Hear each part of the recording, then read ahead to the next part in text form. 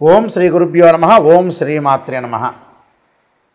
November 10వ తారీఖు నుండి 23వ తారీఖు రాత్రి 8:06 వరకు కూడా బుధగ్రహము వృశ్చిక రాశిలో వక్రస్థితిలో ఉంటాడు.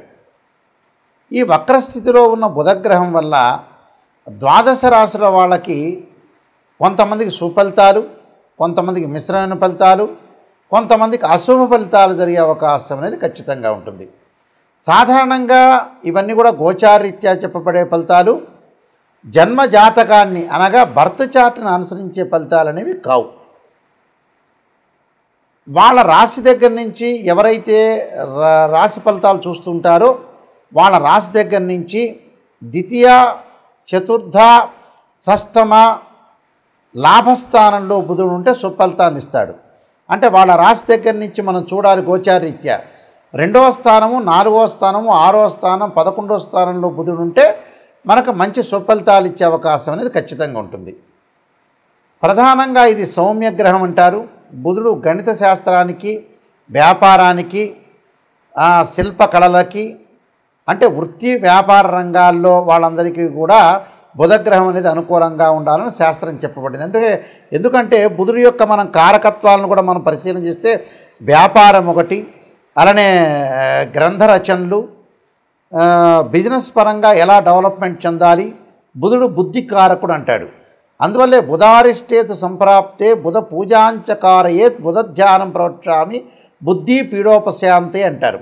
అంటే బ్రెయిన్ మెచ్యూరిటీ లెవెల్స్ పెరగటం ఒకటి, అలానే వ్యాపార రంగంలో కానీ, అంటే చిరు వ్యాపారం అనుకోవచ్చు, పెద్ద వ్యాపారాలు అనుకోవచ్చు, మధ్య రకమైన వ్యాపారాలు, అలానే కామర్స్ సబ్జెక్టు, అలానే గణిత శాస్త్రానికి సంబంధించిన విషయాలు, వివేకము, ఆలోచన, బుద్ధి, సమయస్ఫూర్తి, లౌకికము, ఇలాంటివన్నీ కూడా ఏర్పడేది ఏంటంటే బుధుడితోనే ఏర్పడతాయి. అంటే బుధుడి యొక్క కారకత్వాల్లో ఇలాంటివన్నీ కూడా మనకి ఉన్నాయి.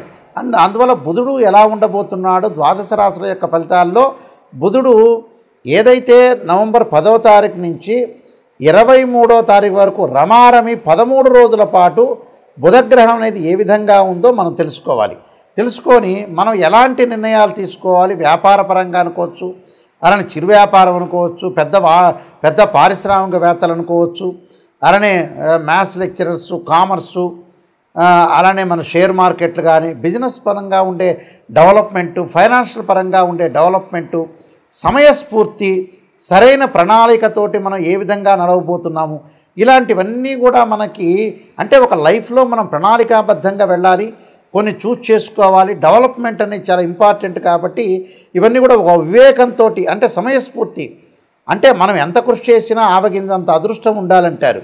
అంటే ఆ సమయంలో చేసుకున్న నిర్ణయాలు కానీ, ఆ సమయంలో తీసుకుపోయే నిర్ణయాలు కానీ విశేషంగా మనకు లాభించే అవకాశాలు ఉండాలి, లాభం కలగాలి. అంటే లాభం కలగటం ఒకటి, ఏదైతే నేను ఇందాక చెప్పినట్టుగా మెచ్యూరిటీ వాల్యూస్ కూడా బాగా పెరగాలి. చాలామంది కూడా మెచ్యూరిటీ వాల్యూస్ పెరగవు. ఆ పెరగకపోవటానికి కారణం ఏంటంటే బుధుడు. అంటే ఏదైతే మనకు బ్రెయిన్లో మనకు ఆలోచనలు ఉంటాయో ఆలోచనలు ఖచ్చితంగా పర్ఫెక్ట్గా సమయానుకూలంగా స్పందించడానికి బుధుడు కారణమవుతాడు టోటల్గా. అందువల్ల బుధుడు ఏదైనా వ్యాపారంగా కానీ, డబ్బులు కానీ, ఫైనాన్షియల్ పరంగా కానీ ఇలాంటి వాటిల్లో అన్నింటిలో కూడా బుధుడు కారణభూతుడు అవుతాడు. కాబట్టి బుధగ్రహం అనేది ద్వాదశ రాశుల వాళ్ళందరికీ కూడా ఏ విధంగా ఉందో మనం ఒక్కసారి తెలుసుకుందాం. ధనస్సు రాశి వాళ్ళకి ప్రధానంగా ఏ విధంగా ఉండబోతుంది బుధుడి యొక్క ఫలితాన్ని అంటే ఆరోగ్యం మర్ధలాభంచ మనః అంటే ప్రీతి సుఖం భవేత్ అన్నారు. అంటే ఆరోగ్యం బాగుంటుంది, ధనలాభం కలుగుతుంది, ఆనందంగా ఉంటారు, ఉత్సాహంగా ఉంటారు. అంటే బంధుప్రీతిర్ యశోవృద్ధి అన్నారు. యశోవృద్ధిర్ అంటే అన్ని లాభాలు కలుగుతాయట. యశోవృద్ధిదే కలగకుండా లాభే అంటే లాభాలు కలుగుతాయట, ఉత్సాహంగా ఉంటారట.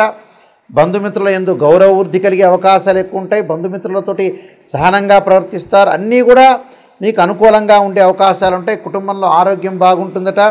బంధుమిత్రుల అనుకూలత, కీర్తి ప్రతిష్ట తారాస్థాయికి బాగా పెరిగే అవకాశాలు ఉంటాయి. వృత్తి ఉద్యోగాల యందు జయము, ధాన్య లాభం, ప్రయాణాలు కలిగే అవకాశాలు ఉంటాయి. ఆనంద ఉత్సాహాలతోటి కూడా కాలం గడిపే అవకాశాలు ఎక్కువ ఉంటాయి. అంటే చాలా అద్భుతంగా ఉండే అవకాశాలు ఎక్కువ ఉంటాయి. కాబట్టి ప్రతి పనిలో కూడా కొంత విజయం సాధించే అవకాశాలు ఎక్కువగా ఉంటాయి. కాబట్టి మీకు బుధుడి వల్ల వాణిజ్య వ్యాపార రంగాల్లో చాలా అద్భుతంగా ఉండే అవకాశాలు ఎక్కువ ఉంటాయి.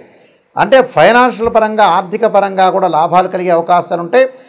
అలానే give respect and take respect అంటే గౌరవ వృద్ధి కూడా కలిగే అవకాశాలు ఉంటాయి. ఉత్సాహము, బంధుమిత్రులతోటి కలయిక చాలా అద్భుతంగా ఉండే అవకాశాలు ఖచ్చితంగా ఉంటాయి. కాబట్టి మీకు ఎలాంటి ప్రాబ్లం లేదు. మంచి నిర్ణయాలు తీసుకోవచ్చు, మంచి నిర్ణయాలు తీసుకుంటారు. సకాలంలో సరైన నిర్ణయాలు తీసుకుని మీరు ముందుకు వెళ్ళే అవకాశాలు కూడా బాగా ఎక్కువ ఉంటాయి. కాబట్టి అంతా కూడా మీకు గుడ్ రిజల్ట్స్ వచ్చే అవకాశం అనేది ఉంటుంది. కాబట్టి ఎలాంటి ఆందోళన చెందాల్సిన అవసరం లేదు. నేను కొన్ని రెమెడీస్ అనేవి చెప్పబోతున్నా. ఆ రెమెడీస్ మీరు పాటించి ముందుకెళ్ళండి. మీకు జయం కలిగే అవకాశాలు ఖచ్చితంగా ఉంటాయి. ముఖ్యంగా ప్రధానంగా ఈ రాశి వాళ్ళందరూ కూడా బుధగ్రహం యొక్క మనకి అనుకూలత అనేది చాలా ముఖ్యం. అంటే బుధుడు బాగుంటే మనం అన్ని రంగాల్లో అభివృద్ధి చెందే అవకాశాలు ఎక్కువగా ఉంటాయి.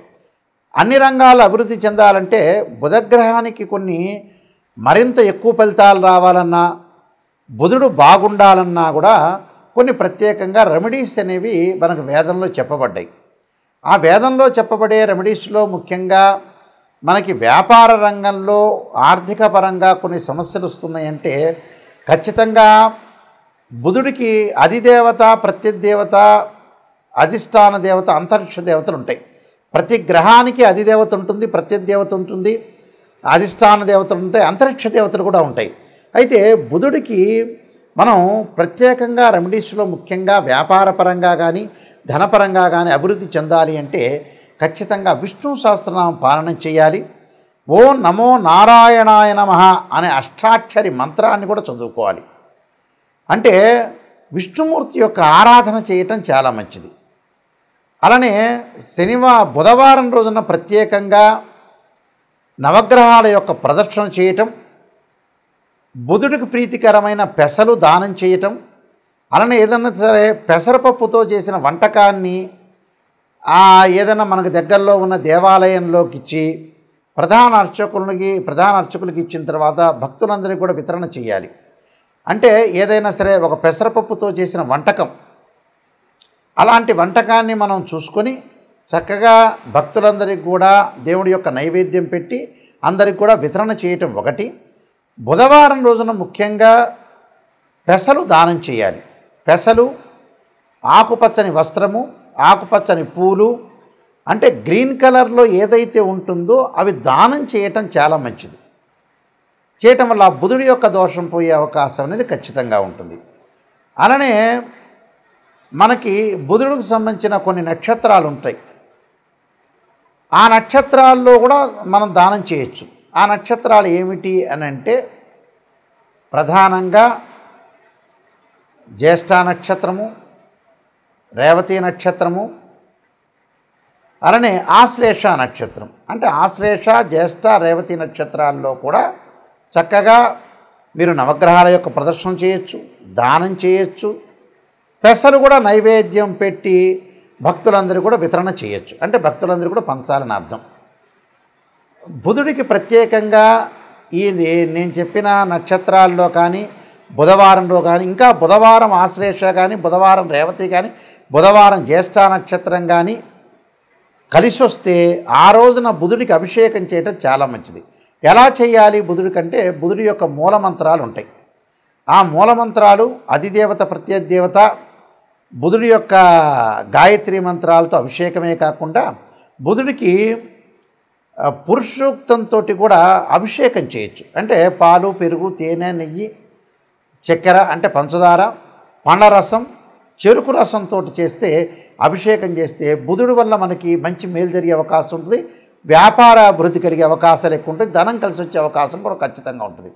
అదే రోజున బుధవారం ఆశ్లేష, జ్యేష్ఠ, రేవతి నక్షత్రం రోజున మీరు ఇంటి దగ్గర ఒక మంత్రాన్ని చదువుకోవటం చాలా మంచిది. ఆ మంత్రం ఏమిటి అని అంటే ఓం నమో నారాయణాయ నమః అనే మంత్రంతో పాటు ఓం యక్షాయ కుబేరాయ వైశ్రవణాయ ధనధాన్యాధిపతే ధనం ధాన్యం సమృద్ధిమే దేహిమే దాపై స్వాహ అనే మంత్రాన్ని కూడా, కుబేర మంత్రాన్ని చదవటం వల్ల కూడా మీకు మంచి జరిగే అవకాశం అనేది ఖచ్చితంగా ఉంటుంది. అంటే బుద్ధి వికసించాలన్నా, వ్యాపారం బాగుండాలన్నా, సరైన సమయంలో సరైన నిర్ణయం తీసుకోవాలన్నా, బ్రెయిన్ మెచ్యూరిటీ లెవెల్స్ పెరగాలన్నా అలానే విద్యార్థులు చేయొచ్చు, వ్యాపారస్తులు, చదువుకునే వాళ్ళు, ఎంప్లాయీస్ అందరూ కూడా బుధగ్రహం అనేది చాలా అవసరం కాబట్టి వీళ్ళందరూ కూడా పాటించండి. మీకు బుద్ధి వికసించే అవకాశం అనేది ఖచ్చితంగా ఉంటుంది. మీ అందరికీ కూడా మంచి జరగాలని ఆశిస్తూ సర్వే జనా సుఖినో భవంతు.